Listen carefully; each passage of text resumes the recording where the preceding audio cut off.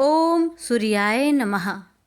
प्यारे भक्तगणों, आज रविवार के दिन मैं आप सभी को सुनाऊंगी रविवार व्रत कथा। आज की हमारी कथा है सूर्य नारायण की व्रत से संतान प्राप्ति की कथा। द्वारपर की बात है। भगवान श्री कृष्ण एक बार अपनी बुआ कुंती के आश्रम काम्य वन में पहुँचे। उस समय पांडव लोग अज्ञातवास कर रहे थे। भगवान कृष्ण ने कहा, बुआ जी, मैं तुम्हें वनवासी भेष में देखकर दुखी हो जाता हूँ। मुझे सदैव इस बात की चिंता लगी रहती है कि पता नहीं कब दुष्ट दुर्योधन का प्रहार तुम्हारे ऊपर हो जाए। अतएव इस विपत्ति से छुटकारा पाने के लिए तुम भगवान सूर्य नारायण की आराधना करो। भगवान सूर्य ही सभी जीवों के नियंता और प्राण हैं। उनके तेज से ही जीवों का उद्धार होता है। भगवान कृष्ण ने बतलाया कि एक बार शंकर जी से पार्वती जी ने कुछ पूछा था, उसे मैं तुमसे बतलाता हूँ।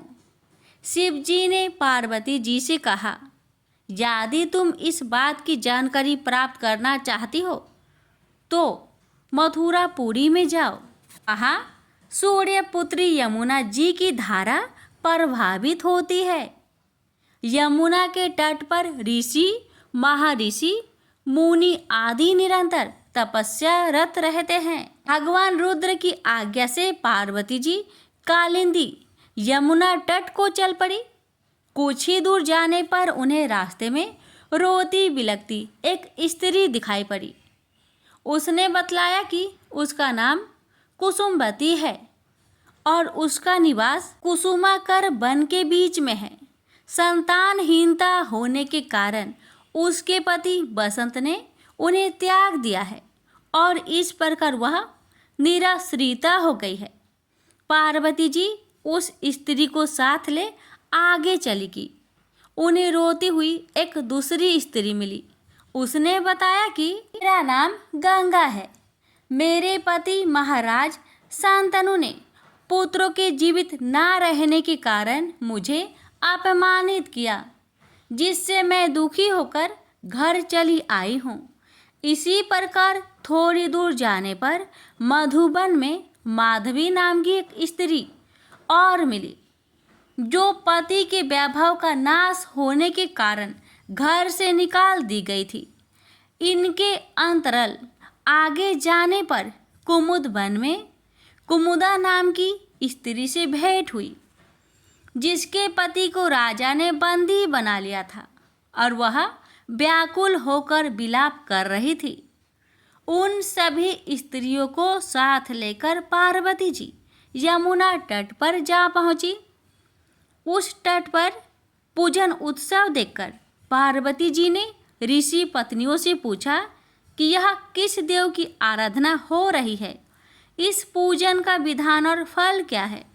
उनकी बात सुनकर एक ऋषि पत्नी ने कहा, यह जगत पिता सूर्य नारायण का व्रत है और सभी मनोरथों को पूर्ण करने वाला है। इस व्रत को करके प्रत्येक नर नारी अभिष्ट सिद्धि प्राप्त होती है। तुम्हारी भी यदि कोई वांछा हो तो इस व्रत को करके प्राप्त करो।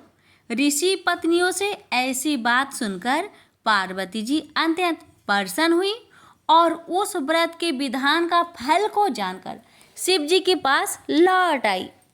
पार्वती जी ने इस व्रत को करके विघ्ननाशक गणेश जी जैसे पुत्र को प्राप्त किया। प्रेम से बोलिए सूर्य नारायण की जय। बहुत समय पहले की बात है।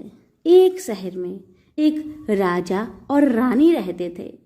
उनके पास सिपाही, घोड़े, दास दासियां, धन दौलत सब कुछ था, मगर सिर्फ उन्हें संतान नहीं थी। इसी कारण से राजा रानी बहुत दुखी रहते थे। बहुत सोच विचार करके राजा रानी ने फैसला किया कि हमें संतान प्राप्ति के लिए कुछ तो करना ही पड़ेगा। यही विचार करके राजा रानी दोनों ने संतान प्राप्ति के लिए उन्होंने हर तरह का दान धर्म, धार्मिक अनुष्ठान, जप मंत्र, व्रत, पूजा पाठ किए, लेकिन इनसे उन्हें कोई फायदा नहीं हुआ। अब राजा रानी दोनों बुढ़ापे की ओर बढ़ते गए। अब क्या होता है, ये दोनों गहन सोच में पड़ गए। अब हमारे इतने बड़े राज्य का क्या होगा? कौन बनेगा इस राज्य का वारिस? कौन लेगा प्रजा की जिम्मेदारी? इसी सोच में राजा रानी दिन रात चिंता में घुटने लगे। उन्हें खाने पीने की भी सुध नहीं रहती। तो एक सुबह होता है क्या कि राजा के दरबार में एक साधु महाराज आते हैं। अब आप देखिए भगवान का चमत्कार। भगवान की लीला को कोई नहीं जान सकता। अब आगे होता है क्या? अब जब साधु महाराज राजा के दरबार में आते हैं तो होता है ये कि रानी की दासी रानी को इतला करती है कि साधु महाराज पधारे हैं। तब वह दासी से कहती है, यह मेरा अंतिम दान धर्म है। इसके बाद मैं अपने हाथों से कोई भी दान धर्म नहीं करूंगी, क्योंकि मैं बहुत दुखी हूँ।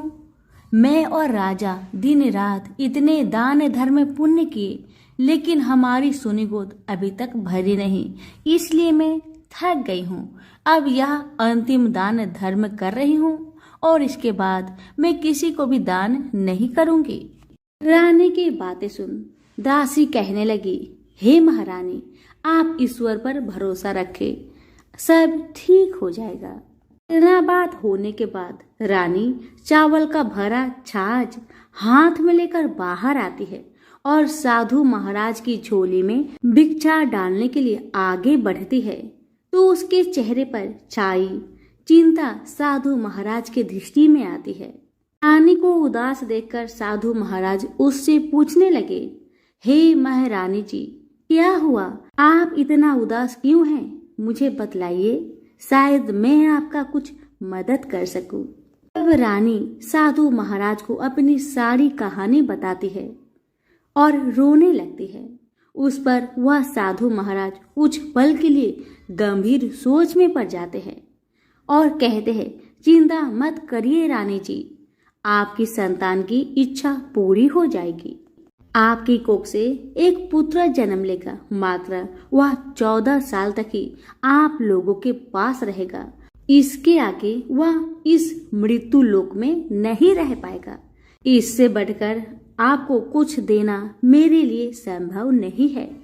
अपनी पूरी बात कहने के बाद साधु महाराज अपनी झोली में हाथ डालते हैं और थोड़ी सी भभूत निकालकर रानी को दे देते हैं और कहते हैं, महारानी जी, आप और महाराज दोनों इसे बांटकर ग्रहण कर लीजिएगा, इससे आपको जल्द ही पुत्र प्राप्ति होगी। इतना कहकर साधु महाराज वहां से चल पड़े। साधु महाराज के जाते ही रानी सोचने लगी कि 14 साल तो 14 साल ही सही, उतने समय के लिए हमें पुत्र तो मिलेगा, यही हमारे लिए बहुत है। उतने साल तक मैं अपने बच्चे को जी जान से प्यार करूंगी, बहुत प्यार दुलार से उसे बड़ा करूंगी, उसे ढेर सारा प्यार दूंगी, अपने संतान की मुराद पूरी करूंगी। उस रात अपना राजकाज खत्म करके राजा जब रानी के पास गए तो रानी ने महाराज को सारी बात बता दी जो साधु महाराज ने बताई थी, और साथ में साधु की दी हुई भभूत को राजा को दिखाकर बोली, साधु महाराज ने यह भभूत हम दोनों को ग्रहण करने के लिए कहा है। रानी की बात सुनकर राजा कहने लगे, इतना दान धर्म किया हमने, जब तब किया, कोई फल नहीं मिला, अब इस भभूत से हमें संतान की प्राप्ति होगी, तुम्हें लगता है? उस पर महारानी ने कहा, नहीं पता महाराज, भगवान की लीला को कौन जान सकता है, एक बार हम साधु महाराज के बताए अनुसार करके तो देखें, भगवान की क्या मर्जी है। इस पर राजा बोले, अब हमें इस भभूत से संतान की प्राप्ति होगी। उस पर रानी बोली, अब इतना सब कुछ आपने कर ही लिया, अब इसको भी करके देख लीजिए। रानी की बार बार एक ही बात कहने पर महाराज ने कहा, ठीक है रानी, तुम्हारी खुशी के लिए मैं जरूर करूंगा। तो राजा जब राजी हो गया तो फिर क्या होता है कि राजा रानी दोनों स्नान करते हैं, फिर अपने भगवान का स्मरण करते हैं, सूर्य नारायण का पूजन करते हैं और अपने पुरखों को स्मरण करते हैं और उस साधु महाराज का नाम स्मरण करके वह भभूत दोनों बांटकर खा लेते हैं। उसके बाद दोनों निश्चित होकर सो जाते हैं।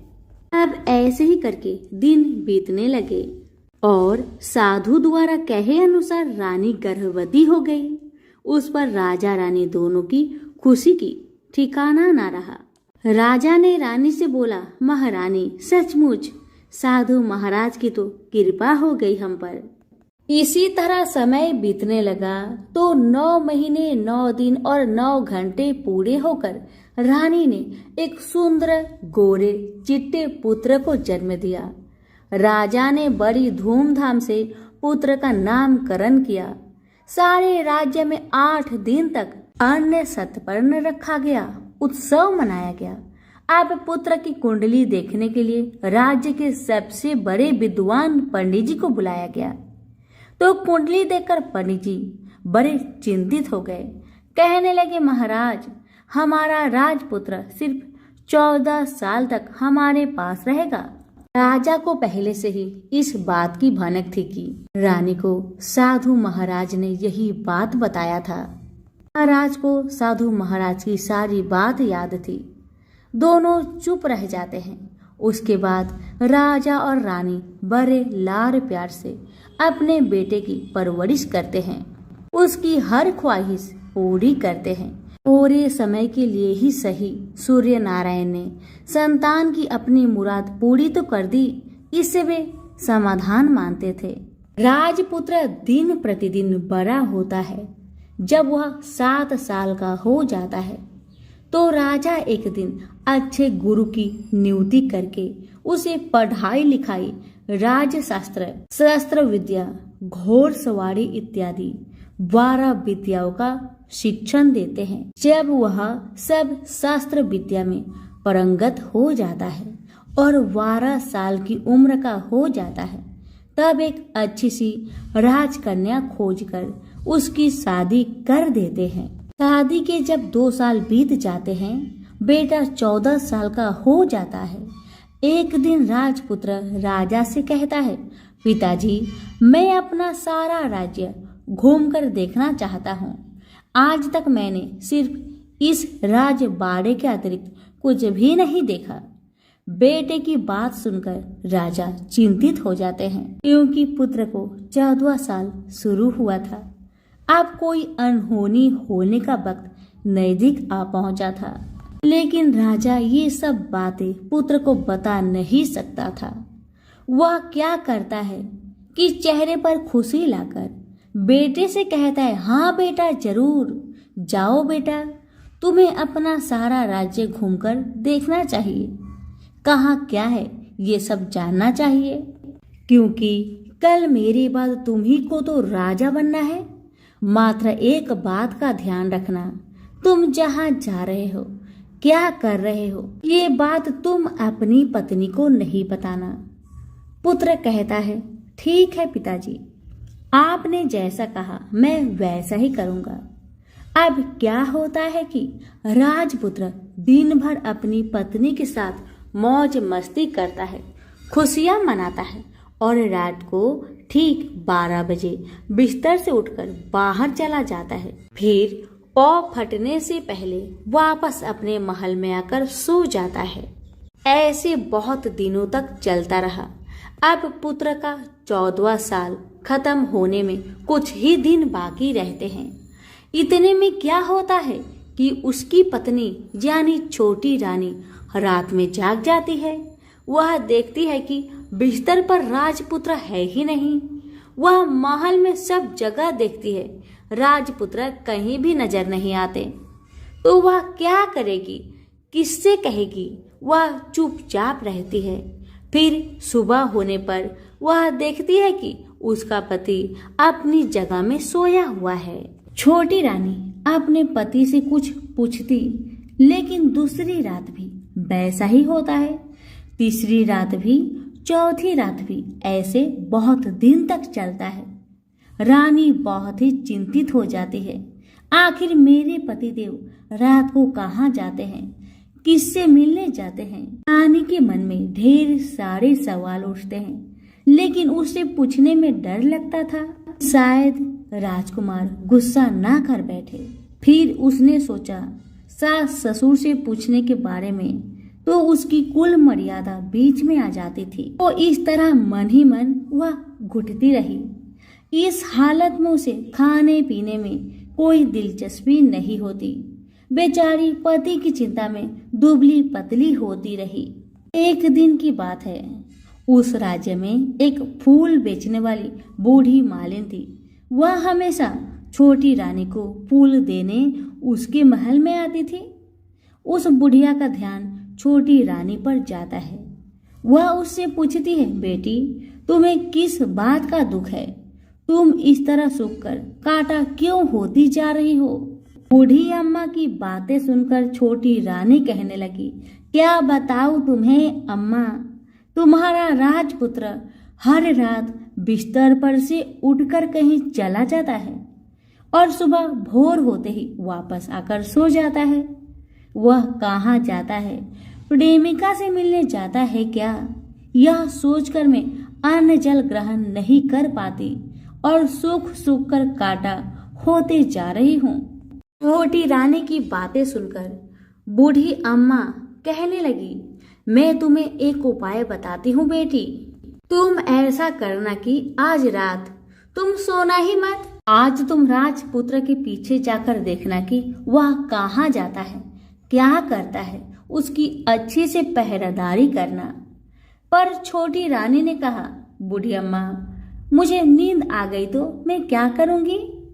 इस पर बूढ़ी अम्मा ने छोटी रानी को बताया, बेटी तुम्हें नींद न आए इसलिए एक काम करना, अपने बाएं हाथ की उंगली में एक जख्म करना, उस पर थोड़ी सी लाल मिर्ची छिड़क लेना। उससे तुम्हें बड़ी जलन होगी और उस पीड़ा से तुम्हें रात भर नींद नहीं आएगी। रानी ने बूढ़ी अम्मा के कहे अनुसार करती है। उंगली की जलन से छोटी रानी को बड़ी देर तक नींद नहीं आती, लेकिन बाद में वह सो जाती है। दूसरे दिन सुबह बूढ़ी अम्मा फूल लेकर उसके महल में पहुंची और पूछने लगी, क्या हुआ बेटी, देख पाई कि तुम्हारा पति कहाँ जाते हैं? तब छोटी रानी कहती है, नहीं अम्मा नहीं, पहले कुछ समय जलन के कारण मुझे नींद नहीं आई, पर कुछ देर पश्चात मैं सो गई।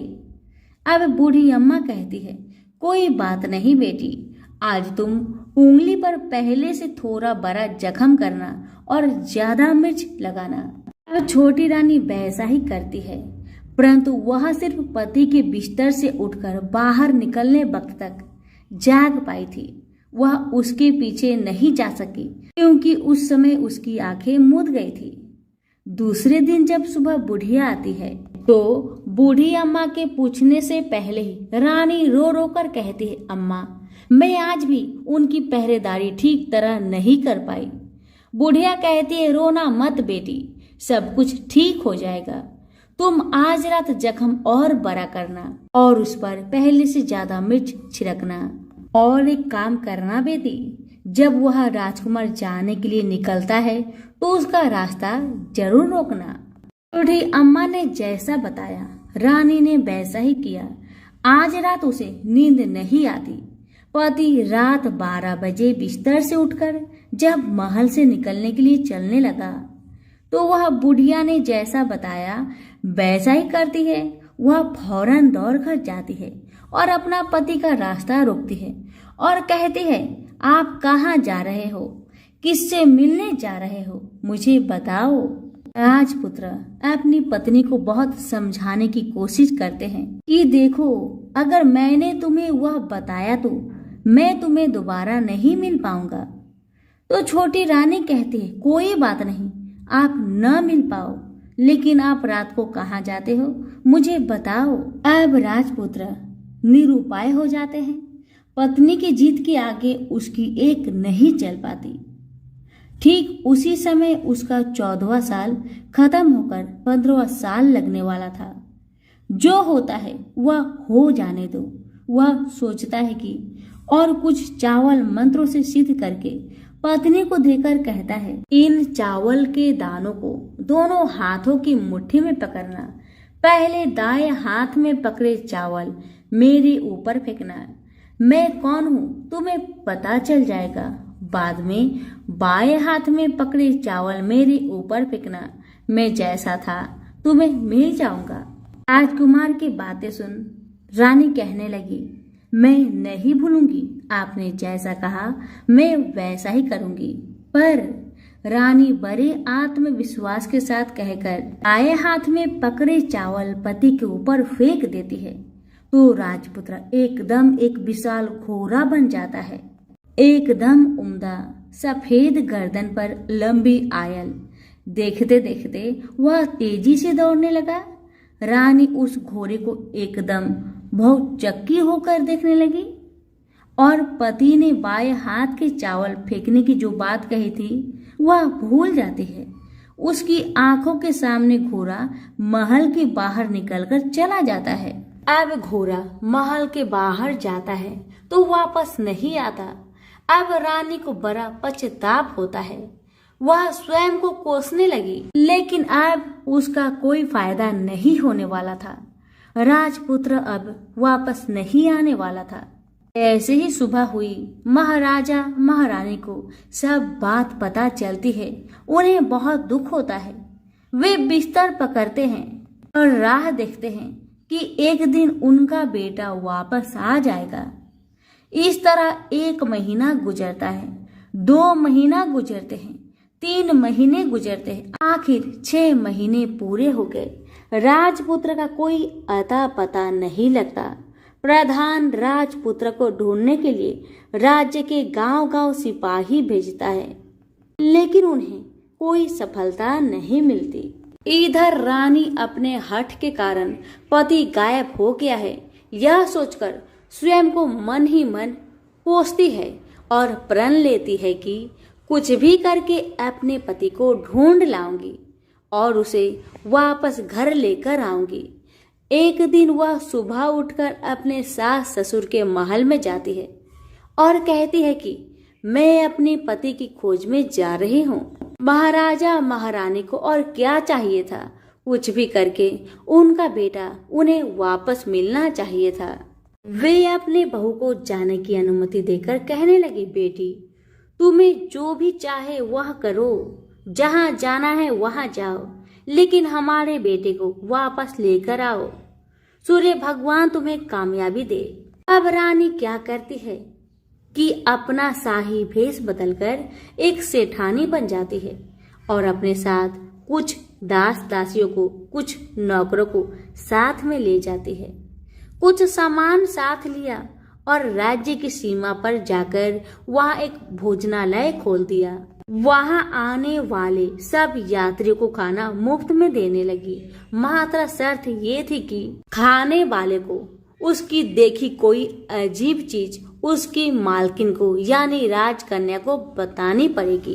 तो वहां आने वाला हर नागरिक अपनी तरफ से मैंने ये देखा, मैंने वो देखा कहकर मुफ्त में खाना खाकर चले जाते थे। परंतु रानी को जो बात चाहिए थी वह अब तक नहीं मिली थी।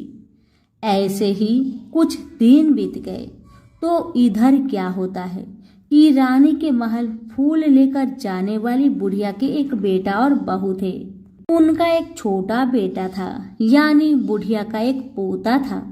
तो बेटा और बहू सुबह काम के लिए निकलते थे तो पोते को संभालने की जिम्मेदारी बुढ़िया पर रहती थी। बुढ़िया दिन भर पोते को संभालती थी। एक दिन होता है क्या कि बुढ़िया को पान खाने की आदत थी तो पान लगाने के लिए चूना चाहिए था। वह उसे तैयार करने के लिए सीपियां लेकर आई। इन सीपियों भूनने के लिए गोबर के कंडे चाहिए। कंडे इकट्ठे करने के लिए बांस की टोकरी लेकर चरवाहे के मैदान पर गई। वहां बहुत सारे कंडे थे उन्हें जमा करते करते उसे घर आने में अंधेरा हो गया। इधर और शाम होते ही काम से वापस बेटा बहू घर पहुंचते हैं तो देखा कि बच्चा घर पर अकेला है और रो रहा है। वह दोनों गुस्से से लाल पीले हो गए। इतने में बुढ़िया घर आ पहुंची। बेटा ने पूछा, पोते को घर पर अकेला छोड़कर तुम कहाँ गई थी? बुढ़िया बताने लगी कि मैं गोबर के कंडे इकट्ठे करने गई थी। इस पर बेटा बोला, दोबारा बच्चे को अकेला घर पर छोड़कर यदि कहीं गई तो मैं तुम्हें पीटूंगा। इस पर बुढ़िया कहने लगी, नहीं बेटा नहीं, फिर कभी ऐसा मैं नहीं करूंगी। लेकिन दूसरे ही दिन बुढ़िया वह बात भूल गई और फिर चरवाहे के मैदान पर कंडे इकट्ठा करने चली गई। शाम को जब बेटा बहू काम से वापस लौटे तो देखते हैं कि बच्चा घर पर अकेला है और वह रो रहा है। अब उसके बेटे की सहन शक्ति खत्म होने लगी और बुढ़िया के वापस आने पर उसे घर से निकाल दिया। बुढ़िया रात भर घर के बाहर अंधेरी में बैठी रही और सुबह होते ही हाथ में टोकरी लेकर कंडे इकट्ठा करने के लिए निकल गई। उस दिन उस पर कंडे इकट्ठे करने की मानो पागलपन सवार थी।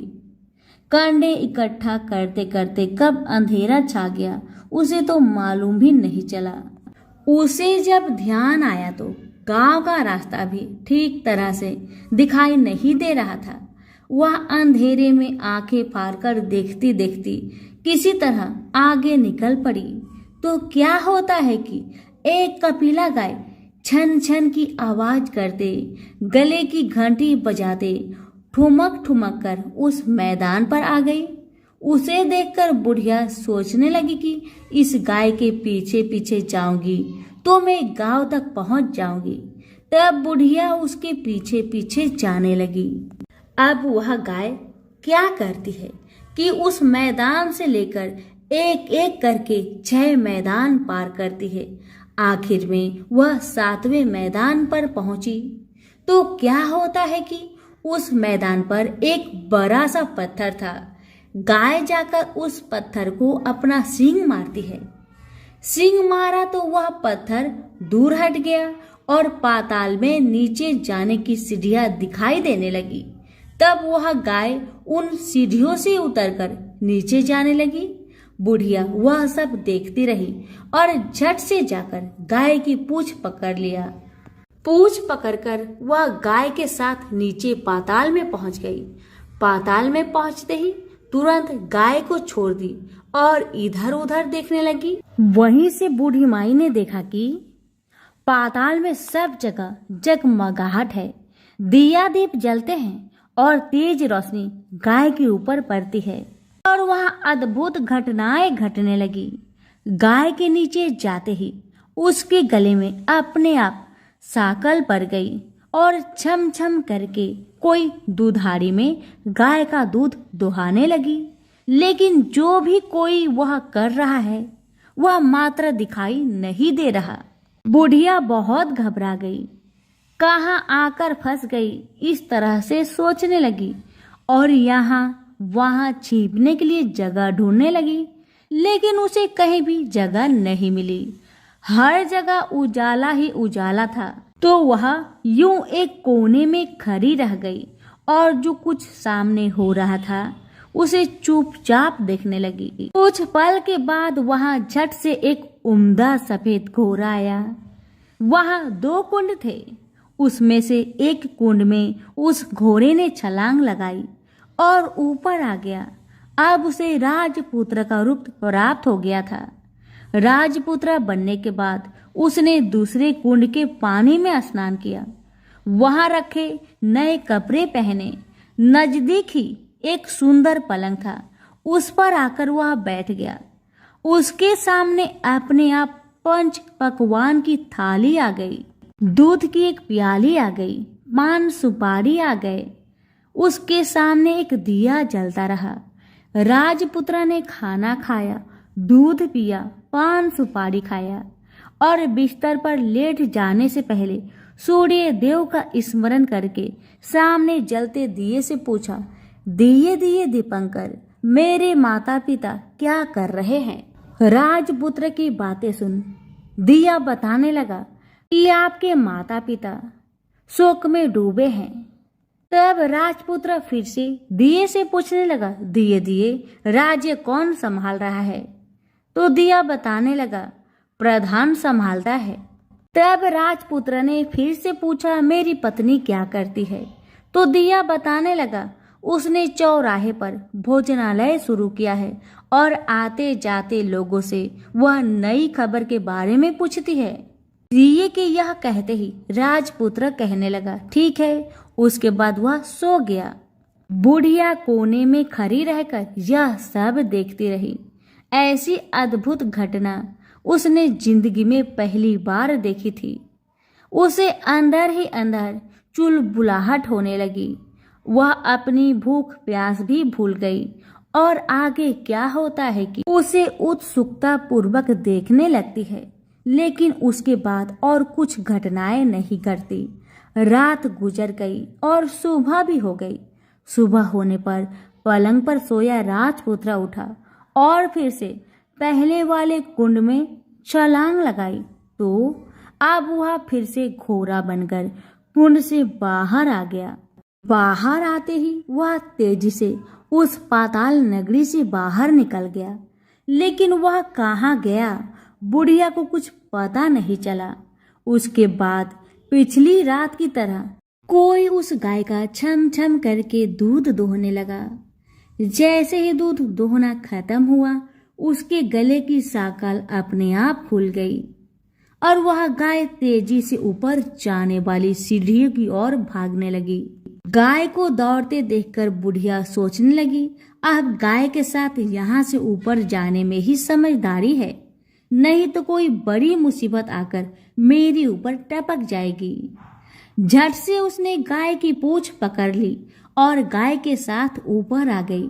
गाय जब ऊपर मैदान में पहुंची तो उस सुरंग का रास्ता अपने आप बंद हो गया और उसके मुंह पर एक बड़ा सा पत्थर पूर्वतः खड़ा हो गया। ऊपर आकर वह गाय जंगल की ओर निकल गई तो इधर बुढ़िया एकदम बावली सी हो गई। उसने पाताल नगरी में जो कुछ देखा वह जल्दी से जल्दी किसी को बताने के लिए उतावली हो गई। उसे एकदम याद आया कि नगर की सीमा पर कोई औरत भोजनालय चलाती है और कोई नई बात बताने वाले को अच्छा खाना पीना मुफ्त में देती है। अब बुढ़िया सोचने लगी कि क्यों ना मैं यह बात उस औरत को जाकर बताऊं। यदि उसे यह बात पसंद आ गई तो बाकी जीवन खाने पीने की झंझट से मुक्ति मिलेगी। बुढ़िया ने मन में तय किया और तुरंत उस भोजनालय के द्वार पर टंगे नगारे के सामने खड़ी हो गई और जोर जोर से नगाड़ा बजाना शुरू कर दिया। नगाड़े की इस तरह शोर सुनकर मालकिन यानी छोटी रानी मन से प्रसन्न हो जाती है कि शायद कोई बड़ी बात लेकर यहाँ आया है। रानी सिपाहियों को आदेश देती है, जाए और जो कोई आया है उसकी अच्छी खातिरदारी कीजिए। आदेश पाते ही सिपाही नीचे दौड़ गए तो एक बुढ़िया नगारा बजा रही है। उन्होंने पूछा, क्यों रे बुढ़िया, क्या हुआ, क्यों नगारा बजा रही है? बुढ़िया बोली, कुछ नहीं बेटा, यहाँ खाना मिलता है इसलिए मैं यहाँ आई हूँ। खाना चाहिए, मिलेगा? तो सिपाही कहने लगे, तुझे कोई नई बात बतानी पड़ेगी तब तुम्हें खाना मिलेगा। तो बुढ़िया कहने लगी, हाँ बताऊंगी, मुझे एक बात मालूम है। इस पर सिपाही उसे अंदर ले आए। उनको मालकिन का आदेश था कि जो कोई बूढ़ा बुजुर्ग वहां आए उनके साथ अच्छी तरह पेश आना, उनका अच्छा आदर आतिथ्य करना। तो सिपाही ने इस बुढ़िया का भरपूर आदर आतिथ्य किया। उसे बड़ी सी थाली भरकर व्यंजन परोसते हैं। बुढ़िया कुछ दिनों से भूखी थी, वह खाने पर टूट पड़ी। खाना खाने के बाद सिपाही ने उसे नई साड़ी पहनने को दिया। उसके बाद उसे लेकर रानी के पास आए। बुढ़िया और रानी ने तुरंत एक दूसरे को पहचान लिया। बुढ़िया बोली, बेटी तुम हो? और रानी बोली, बूढ़ी अम्मा तुम हो? बड़ी देर तक दोनों भांति भांति की बातें करती रही। आखिर कुंवरनी बुढ़िया से कहने लगी, बूढ़ी अम्मा आप बताओ तुमने क्या नई बात देखी है। बूढ़ी अम्मा कहने लगी, नई बात? मैंने तो कोई नई बात नहीं देखी है। वह तो मेरे पास तुम्हें देने के लिए खाने के लिए पैसे नहीं थे, इसलिए मैंने झूठ कहा और नगारा बजाया। तब रानी ने कहा, बूढ़ी अम्मा तुम घबराना नहीं, मैं किसी को तुम्हारा नाम नहीं बताऊंगी। फिर भी बुढ़िया मैंने देखा कब देखा करके आनाकानी करने लगी। इस पर कुंवरनी ने उससे कहा, देखो बूढ़ी अम्मा, यदि तुमने मुझे वह नई बात बताई तो जिंदगी भर मैं तुम्हारी देखभाल करूंगी, तुम्हें रानी की तरह रखूंगी।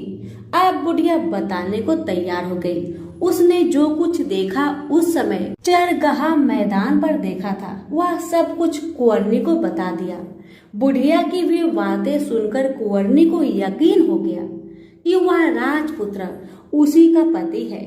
वह तुरंत बुढ़िया से कहने लगी, बूढ़ी अम्मा मुझे उस जगह पर ले चलो।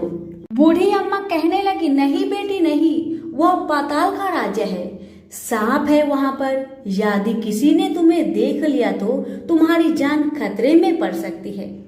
लेकिन रानी उसकी एक भी नहीं सुनती, उसे उस जगह ले जाने के लिए हठ करने लगी। आखिर में बुढ़िया ने कहा, ठीक है मैं तुम्हें ले चलती हूँ, पर आज नहीं कल वहां जाना है, तो शाम को ही जाना है, याद रखना। तो दूसरे दिन दोपहर को रानी बुढ़िया के साथ उस मैदान पर गई और एक जगह छुपकर गाय के आने की राह देखने लगी। दिन ढलते ही अंधेरा घेरने लगा और गाय हमेशा की तरह वहां आ गई।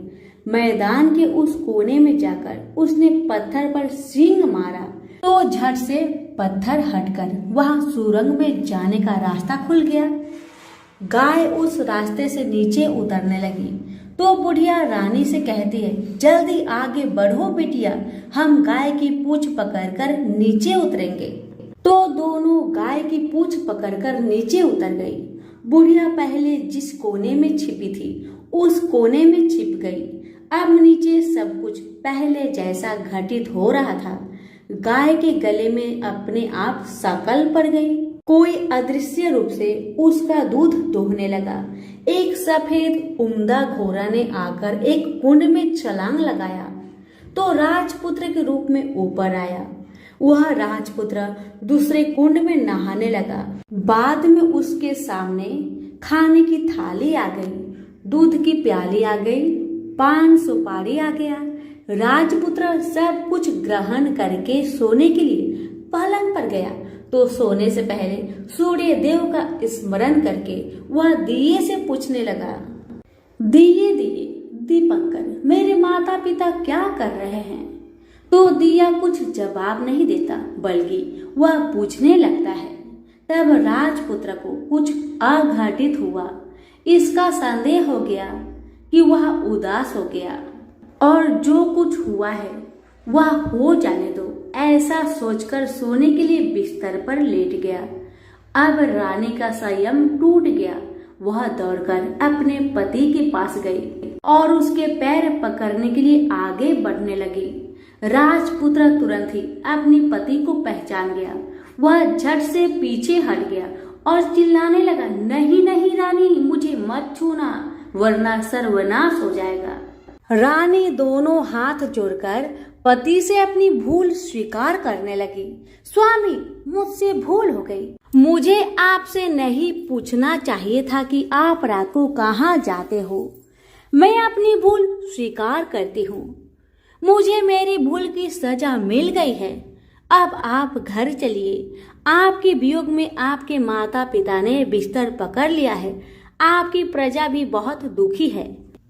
उस पर राजपुत्र कहने लगा, वही तो एक बार तुम गलती कर बैठी हो, अब दोबारा मत करना, नहीं तो अब मैं तुम्हें जो दिख रहा हूँ वह भी नहीं दिखूंगा।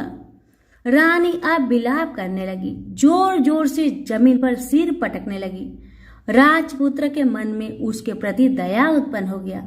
वह उससे कहने लगा, यदि तुम मुझे पाना चाहती हो तो तुम्हें एक काम करना होगा।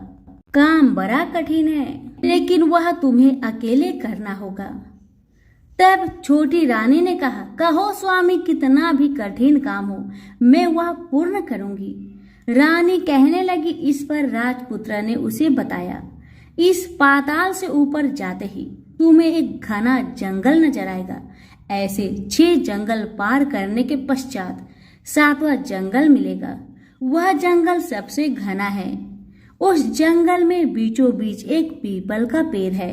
उसके आस पास की जगह पत्ते, फंदे, जटाएं, कांटे इत्यादि से ढक चुकी है। वहाँ बाघ, शेर, भालू, सांप, धामा, चौकड़ी बैठी है। तुम्हें उन सब को भगाकर वह जगह साफ करनी है। उसकी गोबर से लिपाई करके पवित्र बनाना है। रंगोली से सजाना है। उसके बाद वहाँ धूप, कपूर, अगरबत्ती जलानी है। फूल, कुमकुम से पेड़ की तने की पूजा करनी है। दूध, दही से बने चावल का भोग लगाना है। ये सब तुम्हें दोपहर का 12 बजने से पहले करना है। 12 बजने के समय तुम्हें उस जगह पर बैठकर सूर्य भगवान का ध्यान करना है। ठीक 12 बजे सूर्य भगवान का रथ वहां उतरेगा। वह सब देखकर खुश हो जाएंगे और कहेंगे, जिस किसी ने यह सब किया है उसे मैं मनचाहा वरदान दूंगा। फिर तुम उनके सामने जाकर उनके दाहिने रथ का घोड़ा मांगना, मैं तुम्हें मिल जाऊंगा। इतनी बात कहकर राजपुत्र अपने पलंग पर सो गया और छोटी रानी भोर होने की राह देखने लगी। भोर होते ही वह बुढ़िया के साथ गाय की पूंछ पकड़कर ऊपर आ गई। ऊपर आने के बाद वह बुढ़िया से कहने लगी, अम्मा, अब मैं अकेले ही आगे जाऊंगी, तुम भोजनालय वापस जाओ। वह जंगल में जाकर राजपुत्र की बताई जगह ढूंढने लगी और स्वयं आरी से वह जगह साफ करने लगी। बाद में राजपुत्र ने जैसा बताया वैसी लिपाई पुताई करके वापस आ गई। दूसरे दिन पौ फटने से पहले उठी और जंगल में उस जगह पर पहुंची।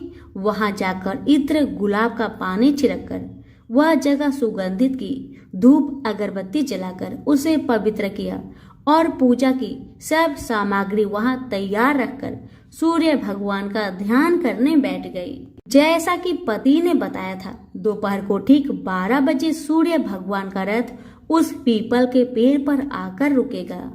अब जैसे ही सूर्य भगवान का रथ पीपल के पेड़ पर आकर रुका, ऐसे ही सूर्य भगवान ने जब रथ से नीचे देखा तो सुगंधित वातावरण देखकर वह बहुत प्रसन्न हो गए। फिर वह बोले, जिस किसी ने यह काम किया है, यहाँ आकर आज मुझसे कुछ भी मांगे, मैं उसे जरूर दूंगा। रानी ने जब यह शब्द सुना तो बिना समय गवाए दौड़कर उनके सामने आ गई और उनको साष्टांग प्रणाम करके बोली, हे सूर्य भगवान, मैं वही हूँ, मैंने ही यह जगह साफ की है। सूर्य नारायण कहने लगे, अच्छा तो बताओ तुम्हें क्या चाहिए। तब छोटी रानी कहने लगी, भगवान, मुझे आपके रथ का दाहिना घोड़ा चाहिए और मुझे कुछ नहीं चाहिए। तब सूर्य भगवान बोले, नहीं नहीं, मैं तुम्हें और कुछ भी दे सकता हूँ, लेकिन यह घोड़ा नहीं दे सकता। मेरे रथ के 12 घोड़े हैं, तुम चाहो तो कोई और घोड़ा मांग लो, लेकिन यह दाहिना घोड़ा नहीं, वह मैं तुम्हें नहीं दे सकता। छोटी रानी ने एक न सुनी। वह सूर्य देव से एक ही बात बार बार कहती रही, मुझे वही दाहिना घोड़ा दे दीजिए भगवान, मुझे और कुछ ना चाहिए, वरना मैं आपके पैरों में गिरकर अपनी जान दे दूंगी।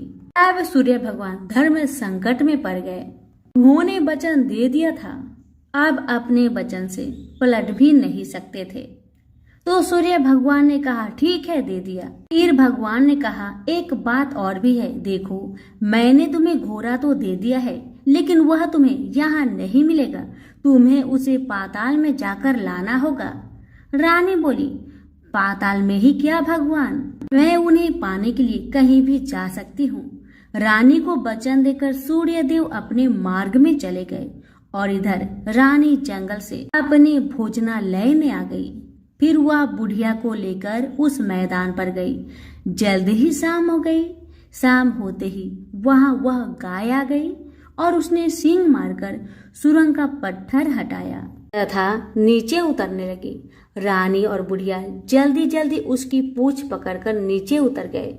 नीचे पाताल में सब घटनाएं पहले की तरह घटने लगी। घोड़े का एक कुंड में नहाकर राजपुत्र बन जाना, नहा धोकर पलंग पर बैठना, तो उसे खाने की थाली, दूध की प्याली आना, पान सुपारी आना। लेकिन आज एक बात नई घटी। आज 2 थाली, 2 दूध की प्याली, 2 पान सुपारी उसके सामने आए।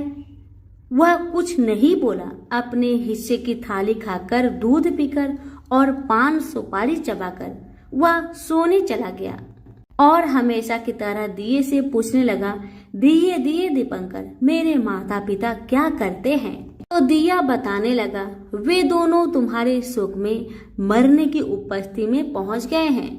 ऐसा सुनकर झट से राजपुत्र की आंखों से आंसू टपकने लगे। फिर वह पूछने लगा, दिए दिए दीपंकर, मेरा राज्य कौन चला रहा है? इस पर दिए ने बताया, तुम्हारा राज्य प्रधान चला रहा है और वह सब कुछ हड़प चुका है, प्रजा पर बहुत अत्याचार कर रहा है। यह सब सुनकर राजपुत्र को बहुत गुस्सा आया। वह गुस्से में अपनी मुट्ठी भींचने लगा।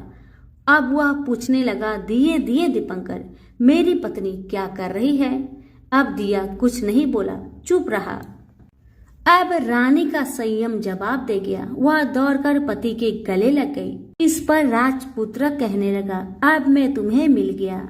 इस पर छोटी रानी कहने लगी, आप सच कहते हो स्वामी, अब आप फिर से घोड़े तो नहीं बनोगे? तो राजपुत्र कहने लगे, नहीं, दोबारा मैं घोड़ा नहीं बनूंगा। तुमने जो इतने सारे कष्ट उठाए मुझे पाने के लिए, इसलिए सूर्य देव ने मुझे सदा के लिए घोड़े के जन्म से मुक्त कर दिया है। राजपुत्र ने बड़े प्यार से कहा और उसे गले लगाया, उसके आंसू पोंछे। कुछ देर पश्चात भोर हो गई तो गाय की श्रृंखला टूटकर वह ऊपर भूलोक जाने लगी। रानी, राजपुत्र और बुढ़िया उसकी पूंछ पकड़कर ऊपर आ गए। ऊपर आने पर वे सीधे भोजनालय में पहुंचे। वहां का सब सामान लोगों में बांट दिया और उसको ताला लगाकर अपने राज्य में लौट गए। राजपुत्र को वापस आता और उसके तेवर देखकर प्रधान घबरा गया। राजपुत्र ने उसे बंदी बनाकर कैद खाने में डलवा दिया और राज्य की बागडोर अपने हाथ में ले ली। उसके बाद वह अपने माता पिता को मिलने उनके महल में गया। तब राजपुत्र क्या देखता है कि उसके माता पिता उसके शोक में अस्थि पंजर बने हुए हैं। पुत्र को वापस आया देखकर मरणासन राजा रानी की आंखों से आंसू टप टप बहने लगी। इन दोनों ने पुत्र को गले लगाया, उसे प्यार से सहलाया। इतना होने के बाद उनके सेहत में एकदम सुधार आने लगी। वे अब बिस्तर से उठकर बैठ गए, पुत्र को आशीष देने लगे। राजपुत्र के आने की खबर तुरंत राज्य भर में फैल गई। प्रजा खुशी से फूले नहीं समाई। प्रजाजन राजमहल के सामने इकट्ठे हो गए। राजपुत्र ने भी उन्हें दर्शन दिए और आज से उन्हें कोई दुख नहीं पहुंचाएगा, ऐसा वचन भी दिया। अब राजा अपने पुत्र का राज्य अभिषेक करके उसे सिंहासन पर बैठाता है और बहू को महारानी का दर्जा देता है और स्वयं अपनी पत्नी के साथ ईश्वर स्मरण करते खुशी से दिन बिताता है। महाराजा बना राजपुत्र अच्छी तरह से राज्य चलाने लगा और अपनी पत्नी के साथ सुख शांति से जीवन बिताने लगा। उस बुढ़िया को रानी ने अपने ही पास रख लिया, उसकी अच्छी तरह से देखभाल करने लगी। बुढ़िया और उसके बुढ़ापे के दिन खुशी से गुजरने लगे। तो सभी मिलकर बोलिए, सूर्य नारायण की जय हो। कथा अगर अच्छी लगे तो दूसरों को शेयर करना ना भूले। धन्यवाद।